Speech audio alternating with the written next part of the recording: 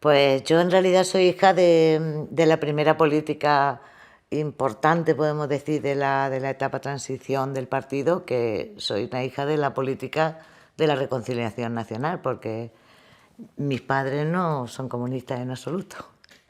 Vamos, más bien lo contrario, ambos dos eran, ya no viven. Pero yo sentía dentro de mí como un resquemor ante la injusticia y entonces cuando el partido me permite acercarme, porque claro, por eso digo que soy hija de la reconciliación nacional, porque cuando yo me intento acercar al partido, el partido no me quiere, porque yo no era de fiar, era la hija del juez. Y aparte, mi padre pues tampoco era comunista, ni muchísimo menos. Él más bien era de Falange Auténtica y mi madre había sido delegada de la sección femenina. O sea que yo no puedo decir que soy de una familia comunista en absoluto. Entonces me tuvieron 2 años a prueba. Era la clandestinidad, claro está. Y bueno, pues superé la prueba y me dejaron entrar en el partido. Empecé militando cuando me acerqué, cuando tenía 16 años. Estaba entonces en el instituto. Hicimos una huelga general porque querían cerrar el instituto. Entonces pues me convertí en una lidercilla y jovencilla y a partir de ahí me acerqué al partido. Y me puso a prueba, pero al final me aceptó. Ya cuando el partido me permite acercarme, la premilitancia, en la célula en la que a mí me correspondía era la célula de la universidad, la de la Facultad de Ciencias. Entonces, en invierno estaba en la facultad y en verano pertenecía al núcleo del pueblo, de Archidona, Málaga. O sea que yo soy de la comarca de Antequera. Entonces, con los que yo me relacionaba cuando era chica del pueblo y de los alrededores, pues era la gente Humilladero, el Antonio Romero, ese tipo de personajes. Estábamos en el comité comarcal, que eso era para vernos. Éramos muy chicos, pero muy locos. Fue una militancia muy bonita, la verdad, muy clandestina, pero muy bonita, tanto en la universidad como en el pueblo. O sea, yo combinaba. En el pueblo, por ejemplo, pues monté lo de la Asociación de Amas de Casa, creamos una cooperativa de consumo y en la universidad, pues la lucha sindical universitaria clásica, o sea, luchar contra la injusticia en general que se producían con algunos profes, la búsqueda de las libertades. Ya empezamos con el tema de intentar las luchas por la amnistía. Lo primero que yo pinté fue abajo el estado de excepción de Euskadi. Esa fue la primera pintada que yo hice en mi vida, que además fue una noche terrible porque llegué al Bar Giralda, ese que ahora han descubierto tan bonito, que tiene unos baños árabes. Pues me citaron en el Bar Giralda para pintar en el barrio Santa Cruz eso. Entonces llegué y eran todos hombres. Y dice, uy, qué bien, nos han mandado una tía. Cuando venga la policía la pillan a ella. Bueno, a mí se me cambió la cara totalmente, digo, ¿dónde me he metido? Pero que va, era broma de ellos, era broma. Luego cuando vino así una pareja que nos pilló, que estábamos pintando, pues corriendo uno de los camaradas que venía, Genucci, me cogió contra una pared, hizo como que me estaba metiendo mano para disimular, porque hombre, era la madrugada, ¿verdad? A ver qué hace una niña en la calle a esa hora, con 19 o 20 años, ¿no? Que tenía entonces, ¿no? O 18, no sé, no me acuerdo muy bien. Pero en fin, fue una cosa unas vivencias muy bonitas, muy románticas, muy interesantes, de verdad. Y ahí fue donde también me di cuenta que a mi padre no le importaba que yo moviera, porque se dio cuenta perfectamente. Y cuando cumplí los 18 años me hizo un regalo precioso. Sonó la puerta, abro y era el notario, en Sevilla, aquí en Sevilla ya. Y digo, ¿qué quiere usted? Dice, vengo de parte de don Eufrasio Garbín, es su padre, ¿no? Digo, sí, que vengo a regalarle el regalo de cumpleaños de usted. Digo, ¿cuál es? Dice, la patria potestad. Me quedé absolutamente alucinada, ¿no? Porque claro, si a mí me pillaban, él sufría las consecuencias porque él era juez. Entonces, la única forma de que yo pudiera ser libre era que él renunciara a la patria potestad. Entonces, ese fue mi regalo de los 18 años. la patria potestad para que pudiera militar en el Partido Comunista. O sea, que tan facha no era. Tan facha en absoluto. Muy bien. Y entonces, tu militancia en el pueblo, que decías que era que organizasteis a las amas de casa, ¿eso fue con el Movimiento Democrático de Mujeres? Sí, ¿Nos hablas un poco del sí, MDM? porque el partido quería que empezar a trabajar en ese campo. Entonces, éramos un grupo de unas 5 o 6 mujeres jóvenes en el pueblo. Lo que pasa es que, claro, la mayoría éramos solteras. Entonces, el montar el MDM allí era una locura, no podíamos montar eso en un pueblo. Entonces, lo que hicimos fue una cosa que había legalizado Franco, que eran las asociaciones de amas de casa. Entonces era una forma, era una especie de intrusismo, como cuando nos metimos en el sindicato vertical y creamos las comisiones obreras, pues nos metimos en la asociación de amas de casa y creamos el MDM. Entonces era una forma de poder convocar a las mujeres sin que les diera miedo, para poder llegar a las masas, si no, nada más que llegaba a la vanguardia. Entonces creamos la Asociación de Amas de Casa, que luego en el pueblo han hecho un libro y todo lo demás, y no nos ponen a ninguna de nosotras, que fuimos las fundadoras. Es gracioso, como es la historia, como cada uno la lee. Luego nos expulsaron, porque no estábamos casadas, porque para ser de la Asociación de Amas de Casa tenías que ser una mujer casada. Entonces 4 o 5 de las jovencillas nos echaron. Se quedaron 2 o 3 que eran las más mayores y a las jovencitas nos echaron porque éramos solteras y no podíamos ser amas de casa. Cosa muy apropiada para los tiempos. Ahora estamos hablando de 73, 72, o sea, estamos hablando de unos años duros, ¿no? Bueno, nosotros en realidad la movida esta lo que intentábamos era que salieran de las casas. O sea, nuestro objetivo era que salieran solas, como decían ellas. Salir solas íbamos 40, pero ella era salir sola.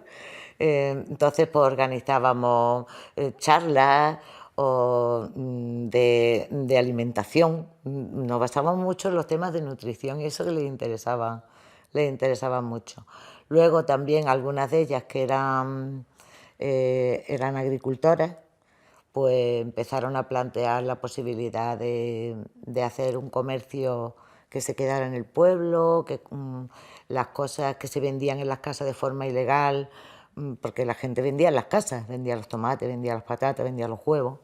Entonces pues le dimos forma a eso y creamos una cooperativa de consumo. Por ahí fue por donde empezamos a trabajar. Charlas culturales, sobre historia del pueblo, sobre, no sé, ese tipo de cosas era lo que hacíamos. Lo hacíamos en verano, porque durante el invierno no sé cómo se lo montaban, porque yo no estaba allí, ¿no? Pero en verano fundamentalmente era eso. Y luego la cooperativa de consumo se quedó y duró mucho tiempo. La conciencia feminista me vino un poco después. Yo me metí en AUPEM, en la Asociación Universitaria para el Estudio del Problema de la Mujer, se llamaba. Fue la primera organización feminista fuerte que hubo en la universidad. Y ahí fue donde yo empecé a tomar conciencia y a leer cosas.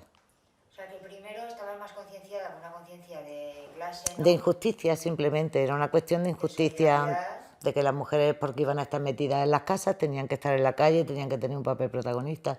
Pero, por ejemplo, concepto de patriarcado y todo eso yo no tenía ni idea. Eso fue después y ahora para mí el feminismo fue como ponerme unas gafas. O sea, cuando lo leí dije, está todo, ¿no? Ya sé por qué me encuentro tan mal. Ya sé por qué, no sabía por qué. Me sentía mal, me daba coraje ser mujer. Yo quería haber nacido hombre, me daba rabia ser mujer. Yo tardé mucho en tener novio, por ejemplo, porque me daba mucho coraje de tener que eso. Yo no quise aprender a bailar sevillana hasta los 20 y tantos años porque me daba coraje que un tío me toreara. Y luego ya no, ya cuando me hice feminista ya me sentí segura y ya volví a ser femenina. Pero para poder volver a ser femenina tuve que hacerme feminista primero. Eso fue una posición vital muy, muy fuerte dentro de mí, ¿no? Me daba mucho coraje depender de nadie, siempre he sido muy independiente, me daba mucho coraje. Entonces el feminismo para mí fue volver de forma teórica porque yo me sentía tan mal y eso me relajó muchísimo. Yo me apunté en aquella época lo primero que teníamos era la representación sindical era muy complicada, porque claro, lo que había era el sindicato, el SEU, vamos.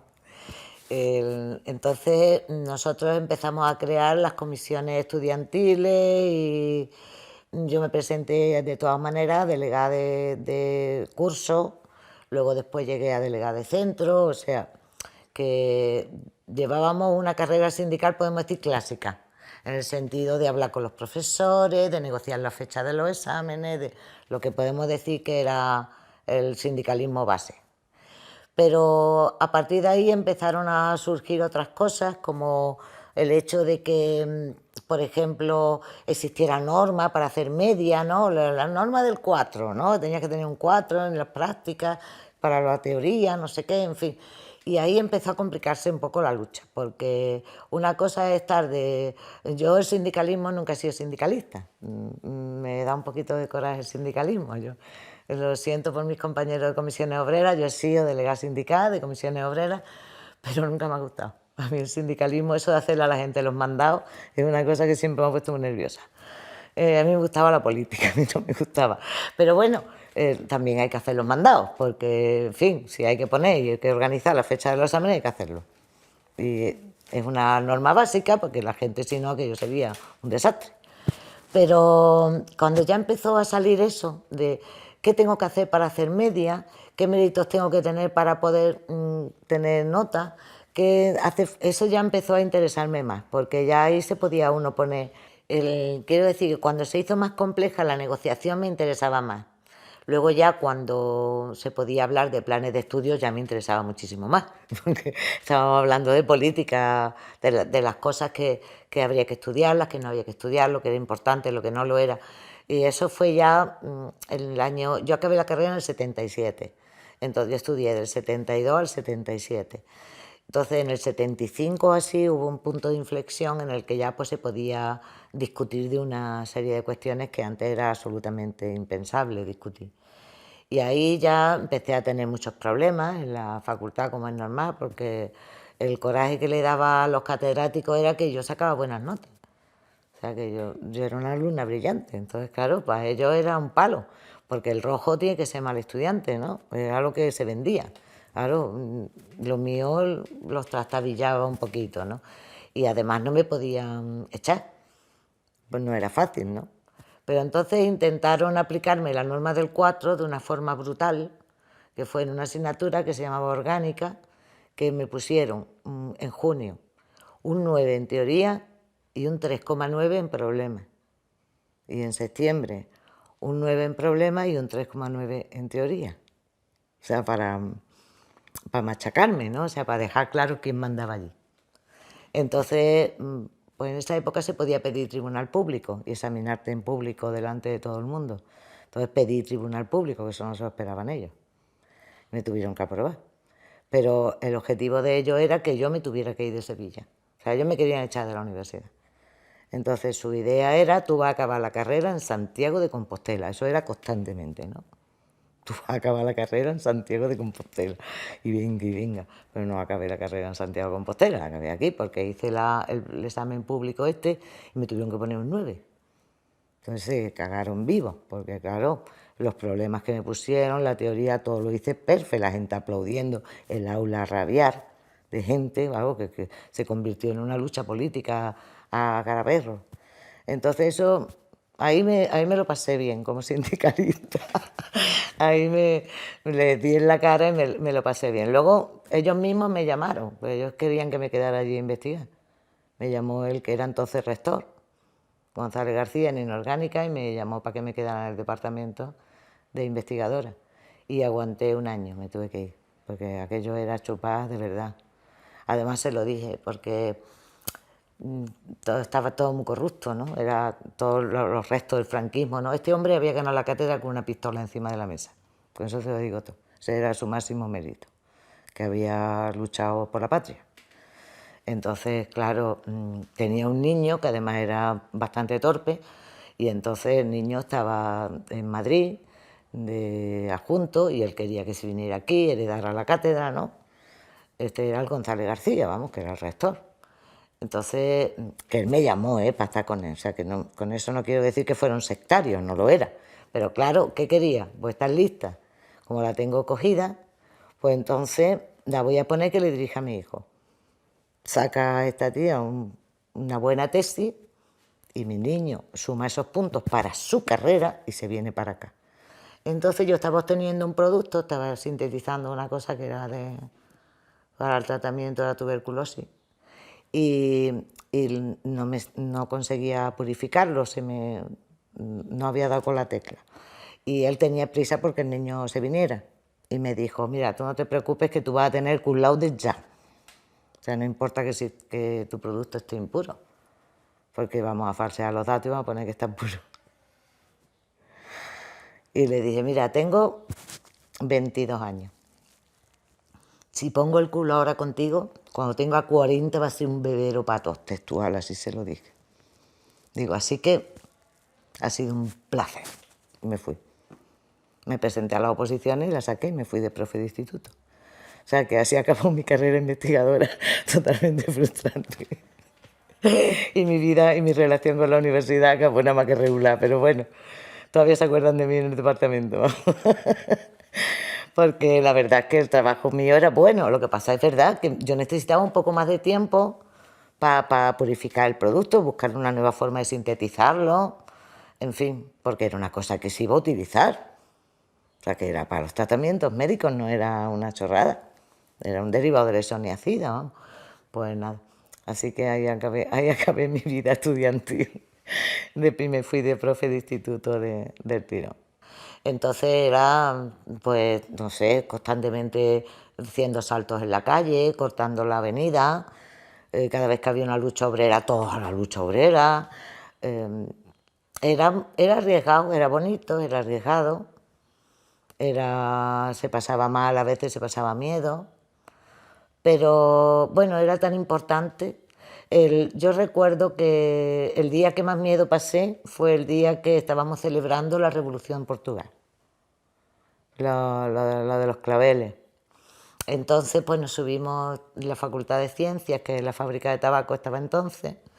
Entonces estábamos todos allí con los claveles, celebrándolo, y entró la policía a caballo a disolvernos. Entonces me acuerdo que un amigo mío que era muy artista decía, ¡ay, qué bonito, Paula! Mira, como decía García Lorca, el día que atacaremos a las fuerzas del orden público con claveles, y les tiraba los claveles de arriba, los caballos, bum, bum, bum, subiendo para arriba. Que ese día yo además conseguí esconderme porque me encerró en un armario un profesor de Derecho, ¿cómo se llama? Que es de Constitucional, Pérez Rollo. Me encerró Fernando Pérez Rollo, no el Fernando. Me abrió un armario, como yo era muy chiquitilla, me metió en el armario, cerró la puerta y dijo, tú calla aquí. Porque iban dando, no vean, ¿no? En la facultad pegaron, entraron a saco, vamos, ya digo, a caballo, a caballo. Entonces, claro, esos días se pasa miedo. Tuve que tirar, metí en ese armario 10 horas, hasta que pude salir, tuve que salir corriendo y sorteando, ¿no? Otro también fue fuerte cuando en la actuación de Gerena, en el Lope de Vega, también fue brutal, como nos dieron de fuerte aquel día, que yo llegué corriendo hasta los Remedios, vamos, un tremendo. Y también, no sé, la lucha que se entendía como una lucha espectáculo, era guerrilla, era guerra de guerrilla, era ver quién puede. Y para mí lo más bonito fue la conquista de la legalización. O sea, el darle la cara que nos tuvieran que legalizar, eso para mí fue un placer. Porque cuando el partido tomó la decisión de la salida a la luz para forzar la legalización, yo estaba en la facultad y estábamos en clase, porque tenía que ser a las 12 de la mañana, todo a la vez, en toda España. Era la manera de que no pudieran hacer nada contra nosotros, ¿no? Entonces yo levanté la mano, estábamos en clase de química técnica, y el Rosselló me dice, ¿qué quiere usted? Digo, que como era delegada, pues se creyó que tenía que dar una noticia o algo. Digo, sí, que tengo que decir una cosa. Y dice, bueno, vale, venga, pero podían no haberme interrumpido. Digo, es que tiene que ser a esta hora exactamente. Dice, vale, ¿qué tiene usted que decir? Digo, pues que me llamo Paula Garbín y soy miembro del Partido Comunista de España. Y se queda todo el mundo. Y se levanta otro y dice, yo me llamo Manolo tal y soy miembro del Partido Comunista de España. Y otro, y otro, y otro. Se levantaron 15 en la clase. Claro, se quedó todo el mundo. Pero era la única forma de que nos legalizara. Es que no había otra manera, tenías que hacerlo así. Claro, a la vez que nosotros lo estábamos haciendo en mi clase, lo estaban haciendo en todas las clases, lo estaban haciendo en construcción aeronáutica, el Saborido, lo estaba haciendo en FASA, lo estaban haciendo... Estábamos en todos lados a la misma hora, de pie, diciendo, yo me llamo fulanito de Copas y soy miembro del Partido Comunista de España. Y ahora ven a por mí.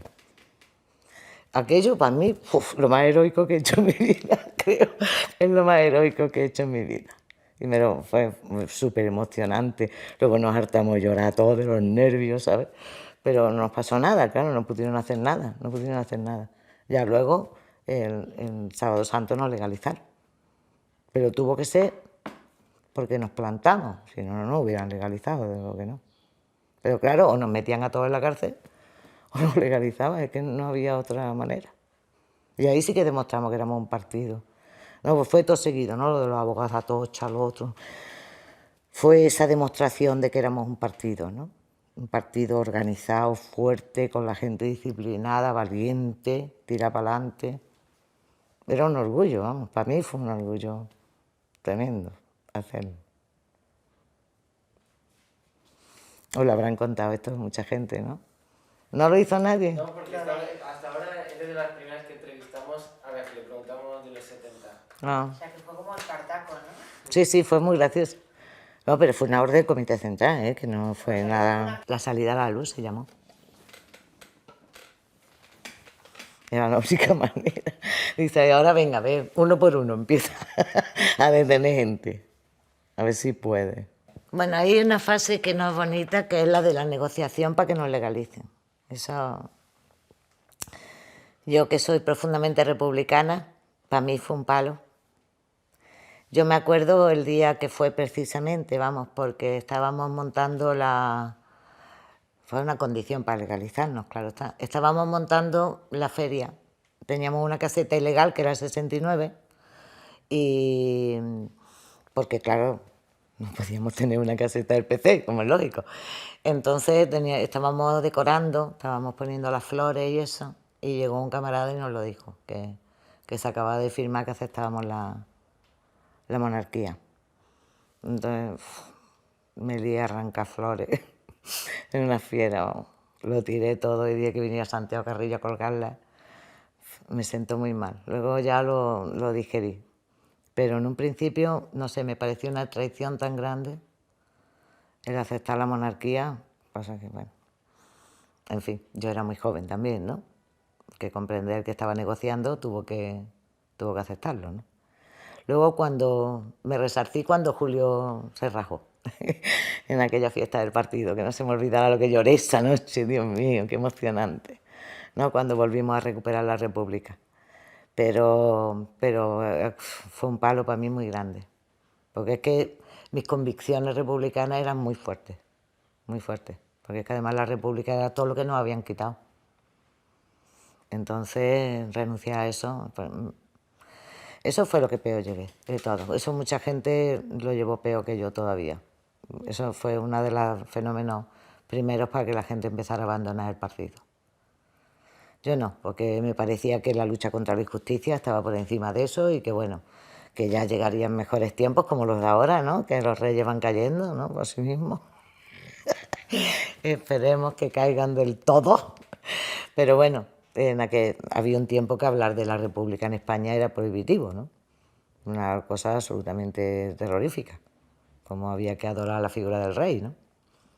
Pero bueno, eso fue lo que llevé peor de la negociación de la transición. Las demás cosas, bien. Es que, claro, para nosotros esta bandera es un insulto. Porque además, yo me hizo mucha gracia cuando la película Amenábar, ¿no? Cómo se ve, cómo la cuelgan, ¿no? Cómo se la inventan ahí en ese momento. Y luego, toda la que se ha liado con eso. Fue como un pirao que se le ocurre eso, ¿no? Entonces, claro, son símbolos, pero los símbolos también son importantes. son importantes. Pero bueno, peor era el franquismo.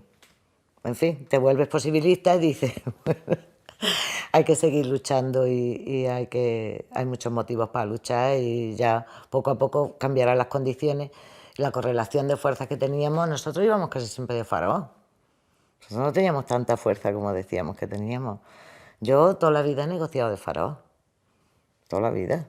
Vamos, y cuando goberné en el Ayuntamiento de Sevilla también, la mitad de las veces de faraón. Pero pasa que si tú haces el faro bien y no se te nota, pues, sales ganando, ¿no? Pero bueno, ya no, el faro no daba para más. No nos seguían los demás, ¿no? Eso era un problema. Y claro, no te podías quedar tú solo ahí. Tenías que intentar estar en el cambio, ¿no? Participar en la Constitución, tenías que estar. Entonces, aunque doliera, bueno, fue una renuncia. Bueno, yo con Anguita siempre tenía una relación muy intensa porque cuando yo saqué las oposiciones, a mí mi primer destino en propiedad fue Bujalance, Córdoba. Entonces, estando en Bujalance, fui en las listas de las elecciones generales, que no sacamos ni uno. 0. Horrible. Fue aquella vez que nos quedamos con 4 en el Parlamento, una cosa horrorosa. Y me acuerdo de esa noche Julián Anguita corriendo por el despacho, como una fiera. Tenemos que hacer algo, tenemos que hacer algo. Que a partir de ahí creamos convocatoria por Andalucía, ¿no? Después de ese palo tan grande. Entonces, claro, yo ya me vine a Sevilla porque me conseguí traslado para acá y me compré esta casa. Y entonces Julio se vino a Sevilla y estuvo viviendo aquí durante un tiempo hasta que el partido ya le pudo poner piso. Pero él estuvo viviendo aquí al principio. Entonces yo con Julio siempre he tenido una relación muy intensa, como de maestro, discípula, una relación muy bonita, siempre. Y lo tendré siempre.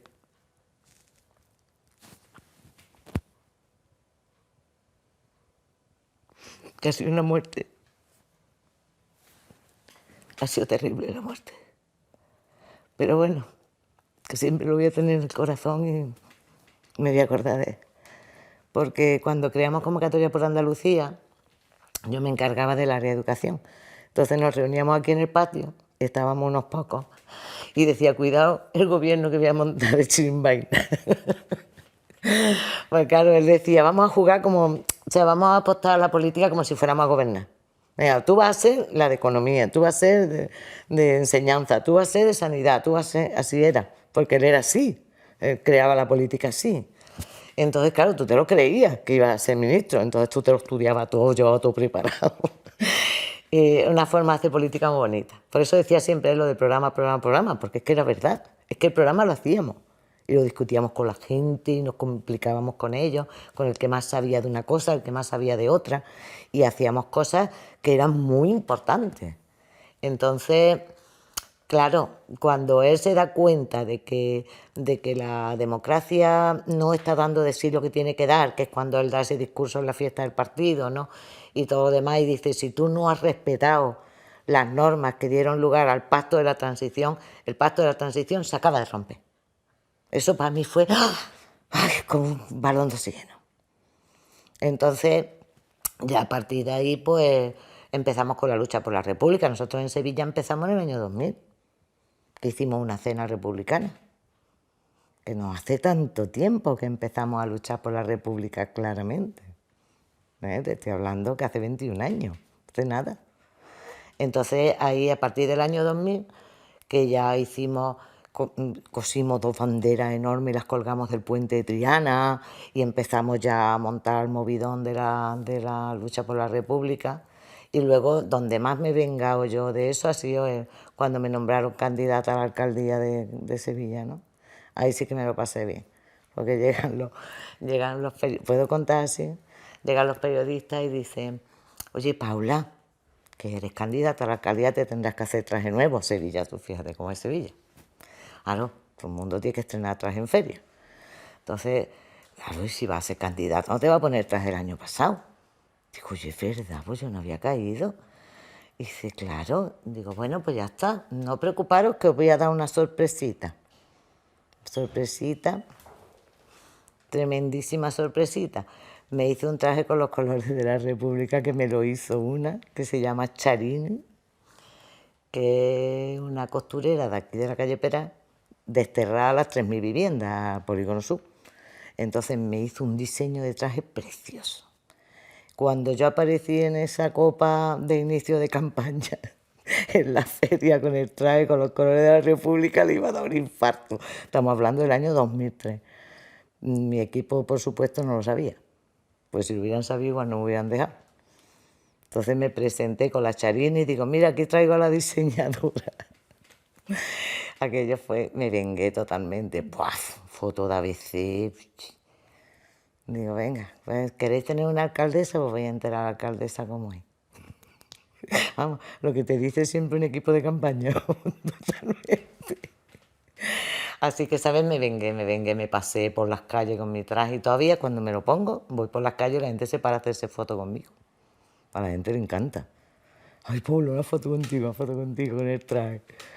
Porque vamos, fue espectacular. Ahí me vengué bien vengada, digo, anda, estoy para con la monarquía. Hombre, el partido siempre ha trabajado las políticas unitarias. Vamos, si algo ha identificado al PC, todo lo largo de toda su historia ha sido las políticas unitarias, siempre. Vamos, eso desde chica lo he visto, porque lo he visto hasta en la clandestinidad.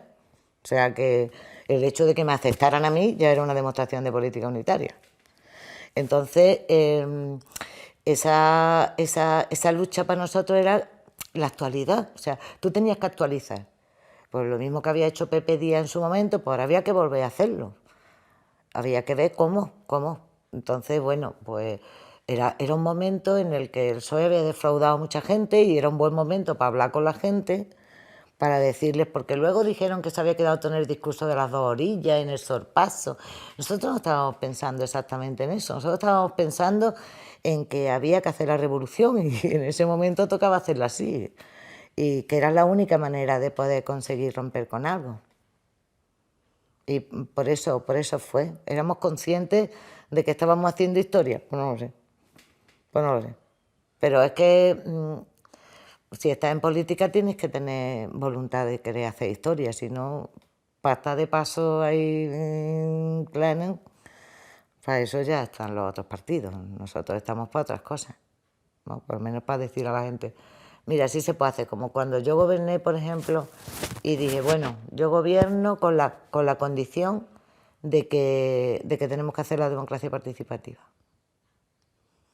Y me dice el PSOE, ¿y eso qué? Digo, bueno, pues eso es que la gente va a decidir dónde vamos a gastar el dinero, vamos a hacer la democracia participativa, significa los presupuestos participativos, significa que el plan general de ordenación urbana tiene que estar decidido con la gente, significa esas cosas.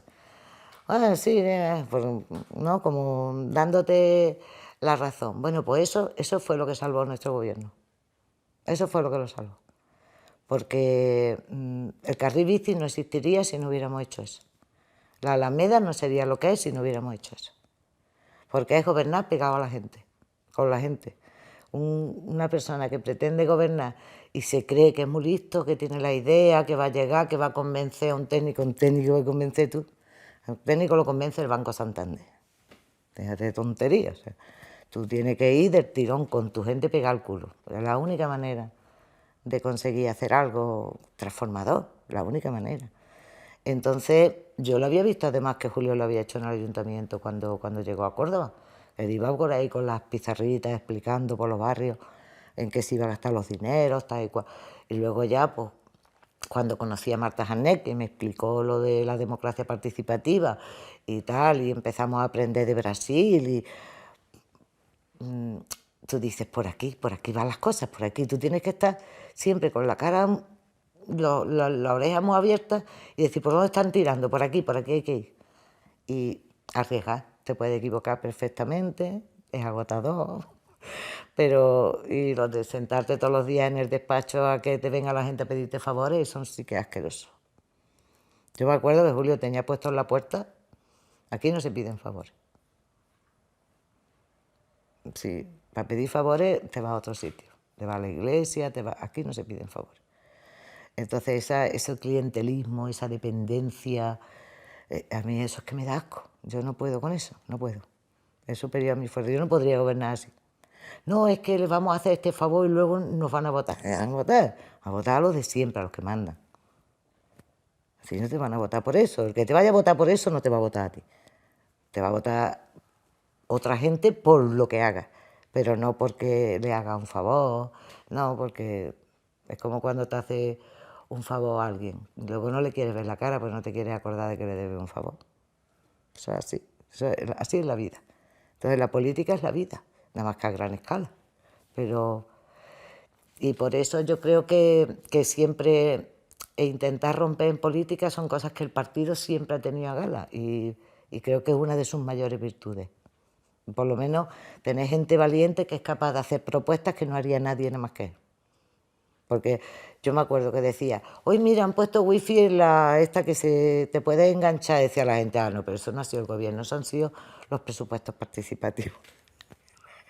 Diferenciaba. Esto no se le ocurrió a un gobernante, eso se le ocurrió a la gente, ¿no? Eso era bonito, porque dice, pero luego no te lo han agradecido. Bueno, pero si es que yo no hago política para que me lo agradezcan, yo hago política para cambiar el mundo. Entonces, eso es lo que a veces perdemos. De vez en cuando nos volvemos mediocres y asustones, cuando esa no es la tradición del partido. La tradición del partido es la brillantez y la valentía.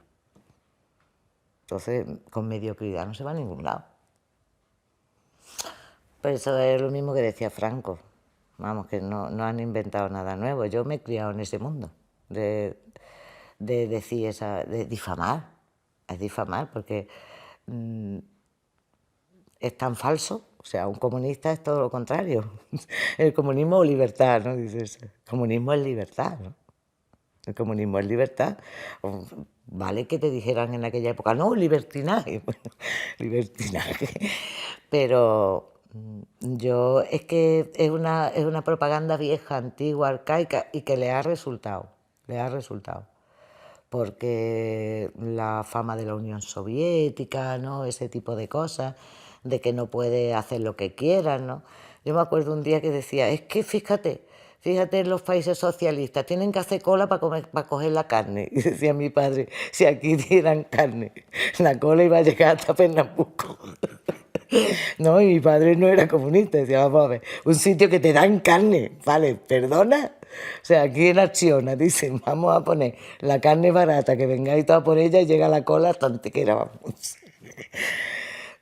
Pero claro, tú de eso puedes convertirlo en un arquetipo, desviarlo, puedes hacerlo, y es lo que hacen porque se tienen que defender. Ellos con la razón no pueden ir, tienen que ir con la mentira, porque son personas de corazón negro. Entonces no pueden decir la verdad, porque si dijeran la verdad, ¿qué van a decir? ¿Que ellos están aquí para explotarte? No van a decir la Ayuso. Estoy aquí para explotarte y para sacarte la sangre y para vender la sanidad y para...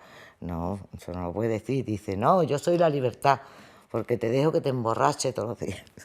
Eso es libertad para ella. En fin, pues nosotros también somos capaces de cualquier cosa, incluso de emborracharnos, ¿no? Pero en fin, de otra manera. Eso es un discurso que se ha usado siempre, siempre, siempre. Yo desde chica siempre lo he oído. Las colas, la uniformidad, la falta de libertad, eso se ha dicho siempre, pero no es cierto. Lo que pasa es que cuando tú haces una experiencia y la haces en un solo país, pues yo no sé con lo que habría hecho si hubiera estado en la Unión Soviética. Pues seguramente Stalin me habría mandado a... seguramente habría acabado en Siberia, ¿no? Fijo. Pero, o no, igual me hubiera vuelto una boca chancla, cualquiera sabe lo que hubiera hecho. Pero son cosas que es muy difícil medirlas desde tu realidad, porque ahora mismo en China, por ejemplo, no es comunismo, no es comunismo. Todas esas cosas que dicen, no, Cuba. En Cuba no dejan que la gente... ¿Qué habla? ¿No? Yo he estado en Cuba y he visto que hay libertad, yo he estado en Venezuela y he visto la libertad. ¿Por qué dices tú que no la hay? Porque no te puedes acostar con una niña chica. Pues sí, es verdad, ahí no te dejan. Pero bueno, ¿no? Ese tipo de cosas que utilizan contra Cuba o contra Venezuela, ¿no? Estamos de moda meterse... Y mira que Venezuela no es comunismo, es Es un socialismo raro, ¿no? Pero, en fin, no sé, son mentiras. Y el que dice muchas veces una mentira, pues acaba pareciendo una verdad. Pero todo el que nos conoce sabe que un comunista nunca. Vamos, cualquiera que conozca a un comunista sabe que no es así. Bueno, no sé, no voy a poner la mano en el fuego por todo comunista del mundo, pero bueno, quiero decir, en general, la filosofía no. Yo en el partido aprendí muchísimo, yo casi todo lo que sé lo aprendí en el partido, eso lo tengo claro, menos la física y la química, lo demás lo he aprendido en el partido. Entonces, estando en la dirección, pues tienes compromisos, te enfrentas a situaciones reales, tienes que dar respuestas. Esto que os he contado de lo de Julio, ¿no? Eso era un debate de dirección. No era un debate de 4 colegas que están aquí tomándose una copa. Era bueno, ¿por dónde tiramos la política? ¿Para dónde la orientamos? ¿Qué es lo que hacemos? Entonces te tienes que poner a estudiar, te tienes que poner a pensar. Es una responsabilidad muy grande cuando haces una propuesta de trabajo, porque puede salir bien, puede salir mal, puedes meter a tu gente en un callejón sin salida. Yo he aprendido muchísimo, muchísimo. Y yo no creo eso de los aparatos. Aparatos a lo mejor hay, yo qué sé, el típico, ¿no? El de finanzas, el de organización, que tienen esa fama los pobres después de que están como locos buscando dinero en criaturas. A mí lo que me da que es lástima, la verdad. Porque yo me imagino malos ratos que tienen que pasar teniendo que decirle a todo el mundo que no, ¿no? Entonces, y queriendo hacer cosas y sabiendo que no se pueden hacer.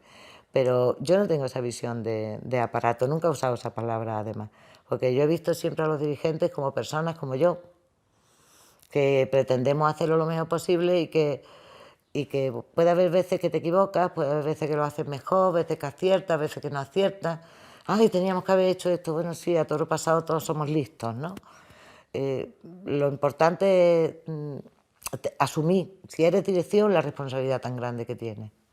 Por eso pienso que yo he estado demasiado tiempo, porque ha sido demasiada responsabilidad, muchos años en la dirección. Pues yo llegué muy joven y he estado mucho tiempo. Luego lo he dejado un tiempo, luego he vuelto otra vez y la verdad es que la responsabilidad te puede, porque tú dices, como metamos la pata en esta, vamos a ver cómo salimos, porque igual nos vamos por el bate directamente. Y eso siempre lo tienes, ¿eh? Yo no envidio a nadie que tiene un cargo, nunca lo he envidiado. Será que he tenido muchos cargos y sé lo que es, ¿no?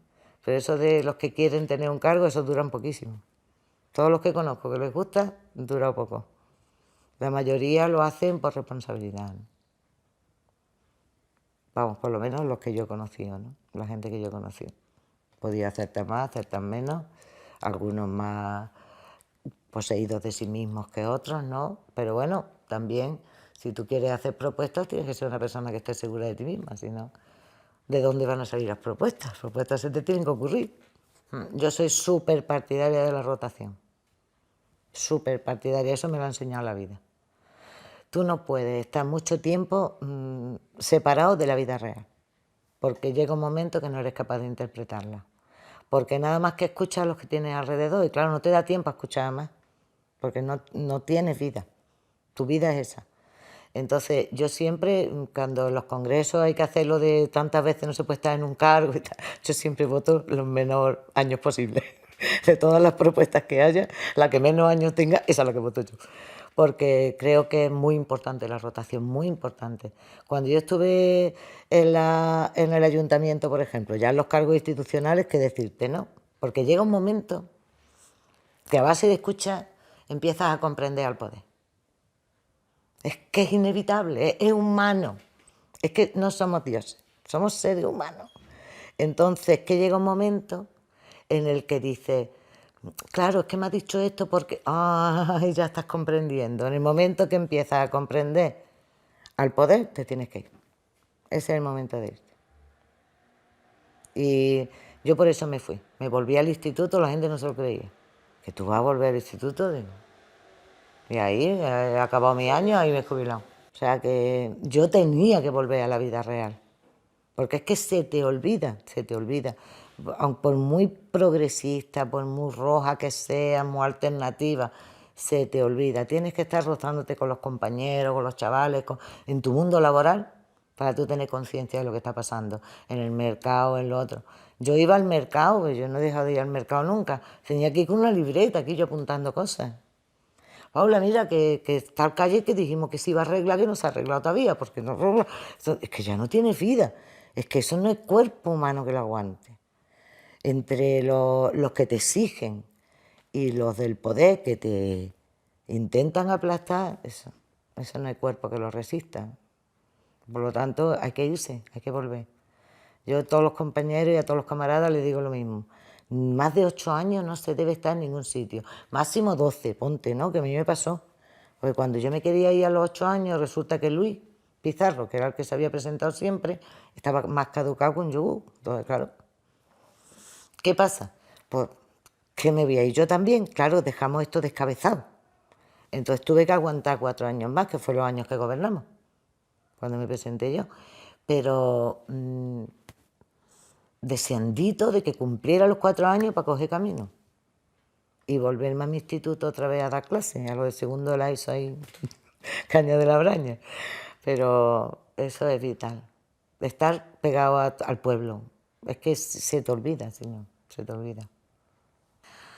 A mí lo que más me gusta es crear, siempre, lo que más me ha gustado. Y lo que más me ha gustado también siempre es estudiar para poder crear bien.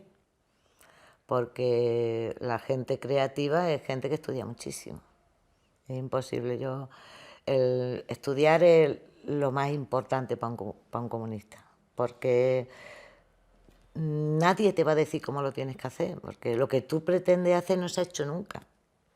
Entonces, si lo que tú pretendes hacer no se ha hecho nunca, la única manera de hacerlo bien es estudiar mucho para coger ideas y decir, vale, fulanito en tal época pensó tal, este en tal ambiente planteó tal, y ahora yo aquí, ahora ¿qué planteo yo? Porque tienes que ser original, porque tú no quieres gobernar como todo el mundo, tú quieres gobernar de otra manera, tú quieres que gobiernen los sectores populares, tú quieres que las riendas de las cosas las lleven los de abajo, y ahora resulta que los de arriba, que llevan toda la vida gobernando, no te van a dejar, no te van a dejar. Entonces, ¿cómo lo consigo? Vale, la insurrección armada, solución fácil, cogemos las tralletas y nos vamos y tomamos el Palacio de Invierno. Pero mentira, luego al día siguiente tienes que gobernar. Y ahora, cuando tienes que gobernar, ¿cómo se hace esto? ¿Y cómo se gobierna distinto? ¿Y en qué te diferencias tú del otro? ¿Y qué va a notar la gente? Porque dice, no, es que esto está, es que en vez de robar, pues ahora no vamos a robar. Vale, eso es importante. Porque si no se roba hay más dinero para gastar. Porque lo otro, si no, se lo lleva uno al embuchado y claro, pues eso no es dinero que está para hacer hospitales, ni para coles, ni para nada. Eso es evidente, robar no. Pero aparte de no robar, tienes que hacer... Y a mí lo que siempre me ha preocupado muchísimo es el modelo de Estado. Siempre ha sido, pero desde chica, ¿eh? Por eso me preocupa la democracia participativa, por eso me preocupa mucho cómo se puede conseguir gobernar en una relación horizontal, cómo funcionan los grupos de poder. ¿Es malo que haya grupos de poder? No es malo. ¿Qué hay que hacer? ¿Cómo los puedo encauzar? Yo recuerdo que cuando hice los presupuestos participativos en Sevilla, yo me rodeé de un mogollón de gente de la universidad. Yo tenía un equipo que me hacía el seguimiento democrático del proceso, que era la Cátedra de Derechos Humanos, pues hacía como un seguimiento democrático del proceso. Y ahí tenía un equipo de 5 chavales y chavalas que estaban haciendo la tesis vigilando la calidad democrática, solamente eso. Iban a las asambleas, miraban, veían si había manejo, veían cómo se ejecutaban luego las cosas, cómo se hacía el autorreglamento, ayudaron a la gente a hacer su constitución, que fue su autorreglamento. Siempre me ha preocupado cómo se organiza el Estado, porque no es fácil, no es fácil. Tú dices, todo es muy democrático en la asamblea permanente, ¿y los pesados? ¿Qué hacemos con los pesados? Eso de coger la palabra, niño, y es que no hay un día, y cada vez más oscuro y cada vez más complejo, y ya la gente no sabe ni lo que está diciendo, este hombre de qué habla, pero ve lo que sabe, ¿eh? Sí, sabrá, pero tú de qué te has enterado, yo qué sé, yo de nada. Bueno, pero que ve lo que sabe el muchacho, ¿eh? Suelen ser muchachos, perdón, pero esto dice, bueno, en democracia, ¿qué se hace con uno como eso? Callarlo, ¿no? Digo yo.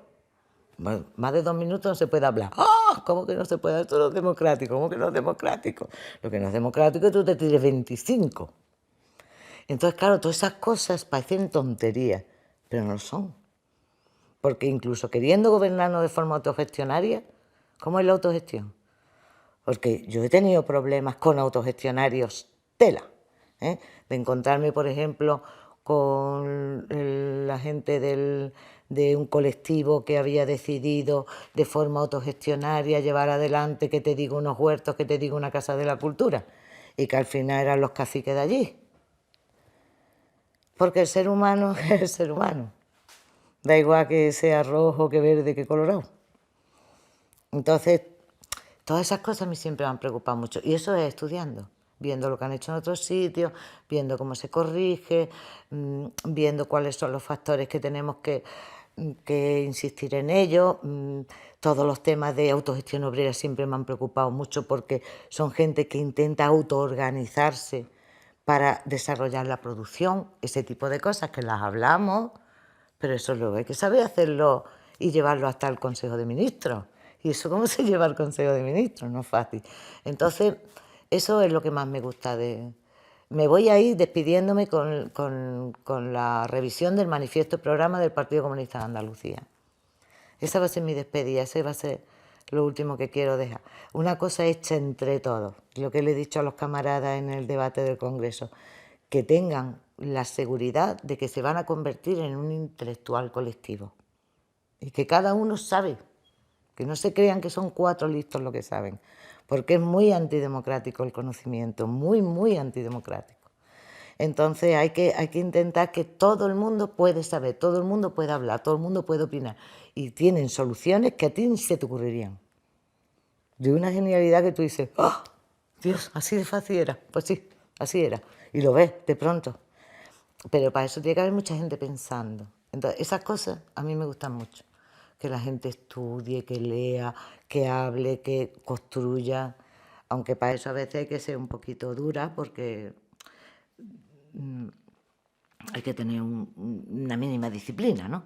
Para que las cosas funcionen, porque al final la gente lo que quiere es que funcionen. ¿Te habías imaginado alguna vez dejando el partido? No, nunca. Me he podido retirar, distanciar, decepcionarme, ¿no?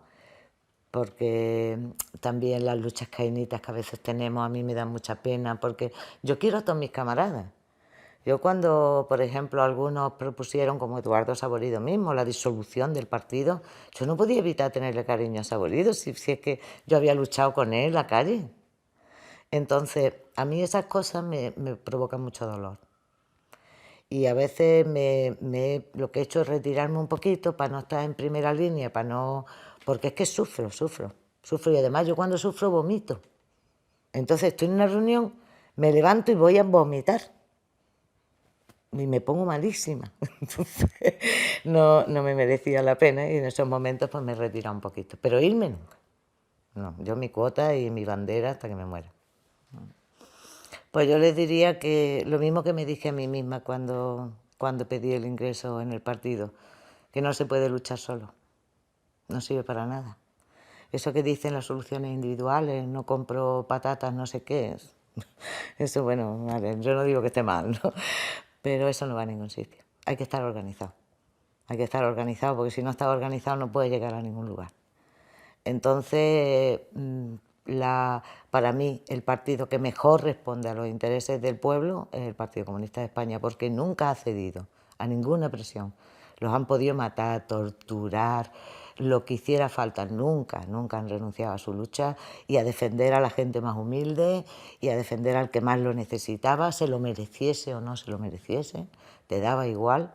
Porque la frase esta típica, ¿no? Comunista dice ser aquel que antepone los intereses de los demás a los suyos propios. Pues eso nomás lo da el Partido Comunista. Y sin estar organizados no vamos a poder conseguir cambiar el mundo. Yo por eso les pido que se organicen y que luchen.